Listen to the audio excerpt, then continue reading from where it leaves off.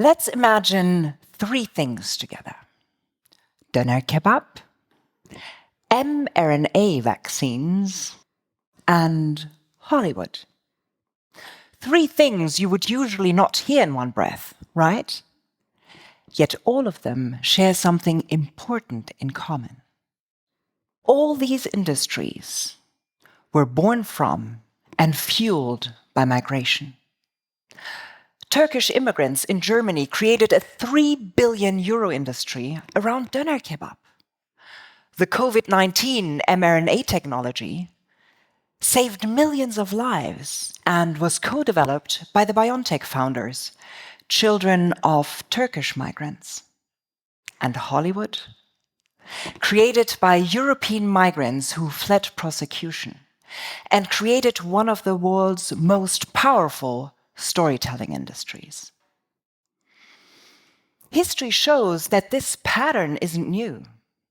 When Huguenot refugees, French Protestants who had to flee their country for their faith, were welcomed in Prussia, they revived entire industries, from textiles to printing, and helped to turn Berlin into a center of craftsmanship. And from whole communities to single minds, migration keeps shaping our world until our times. A Polish migrant, Marie Curie, discovered radium and polonium and transformed science and medicine forever. As Nobel Peace Prize winner Mohamed Yunus said, "All human beings are very creative, full of energy and full of potential." But behind every migration story, there is a human one, a story of courage, belonging, and identity. Mine begins between two worlds.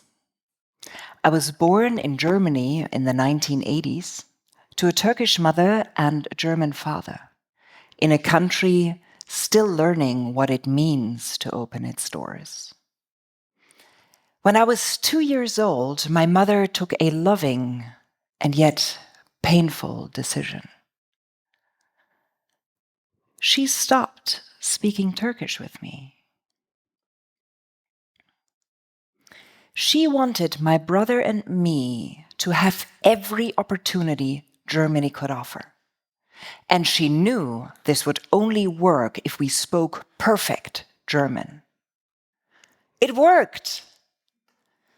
But it also left an emptiness inside. A silent and at times screaming question followed me for decades. Who am I when parts of my identity are silenced so I can belong? That question led me to learn Turkish, to live in Istanbul, and ultimately to my PhD topic. I wanted to understand how migrants spot business opportunities.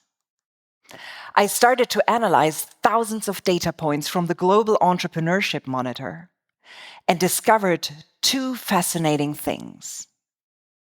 The first fascinating thing is that migrants spot 22% more business opportunities than non-migrants. Why? Migrants live between two worlds, their old home and their new home. When these worlds collide, they create friction, an identity conflict. This conflict can be uncomfortable and at times really painful. But this identity conflict is the very spark where something extraordinary happens.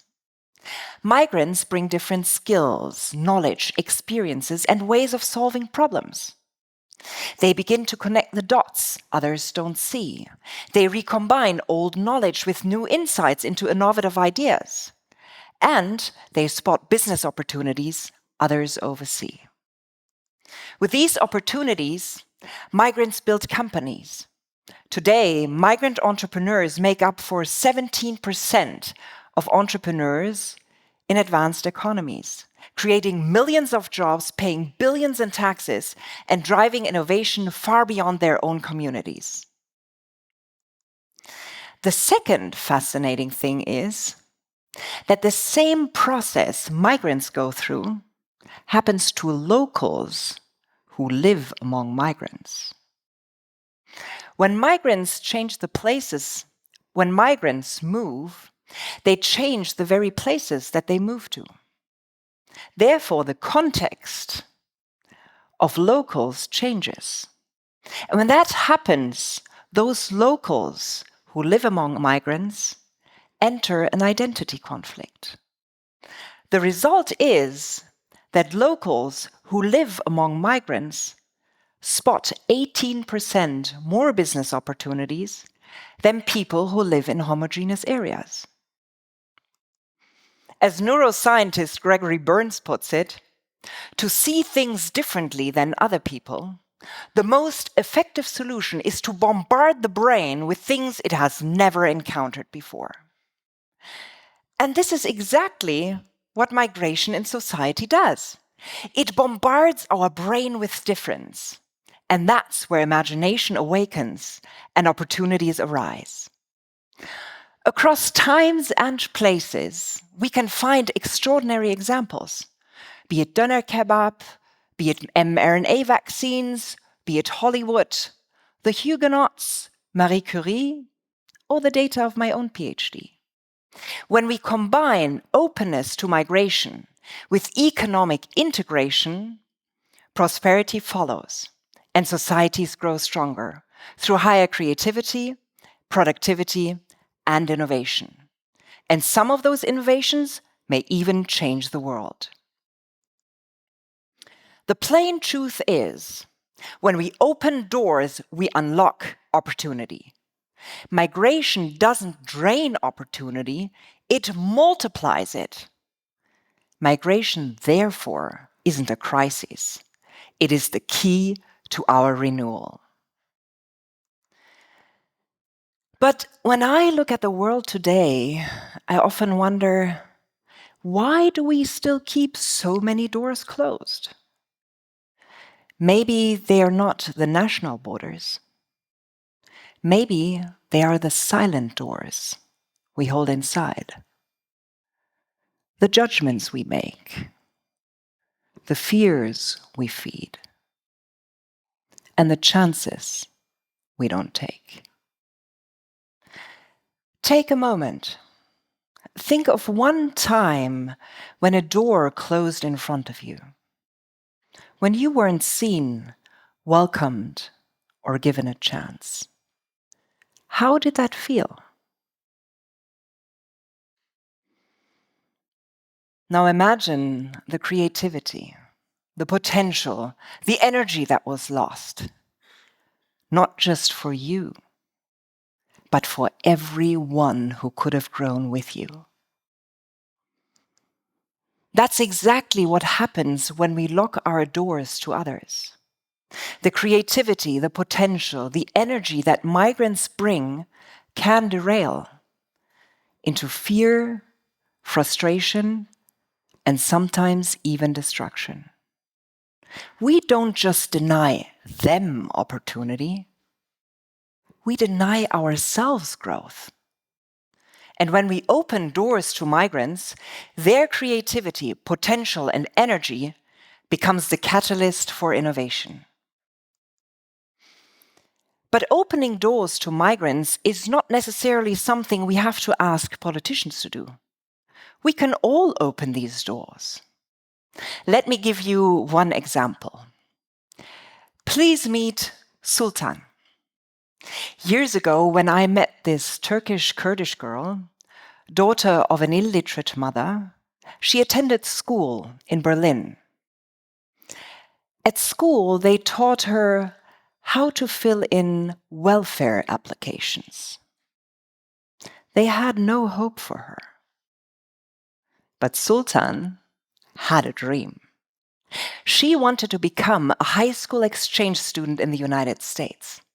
I loved that idea, as I too was a high school exchange student in the United States. So I helped her to apply, She won a scholarship, and together with my friends, we funded the last missing amount so she could live with a highly educated family in Washington, D.C. When she returned, she spoke fluent English. She became the first one in her family to finish her A-levels, and she started studying at a private college. I often think, what if no one had opened that door? Sultan's story is one among millions, proof that when one door opens, infinite opportunities unfold. Not just for that one life, but for entire economies and societies across generations. Because when talent is unlocked, productivity rises. When integration grows, innovation accelerates. And when people can contribute their full energy, their full potential, their creativity, prosperity follows for all of us. So here's my invitation to you. Find one door you can open. Maybe not this week or this month, maybe not this year, but once in your lifetime. One migrant you can include, mentor, recruit, or simply believe in. Because maybe you will open the door for the next Marie Curie. And when we do, when we open those doors for one another, we don't just change one life, we renew our world. Thank you.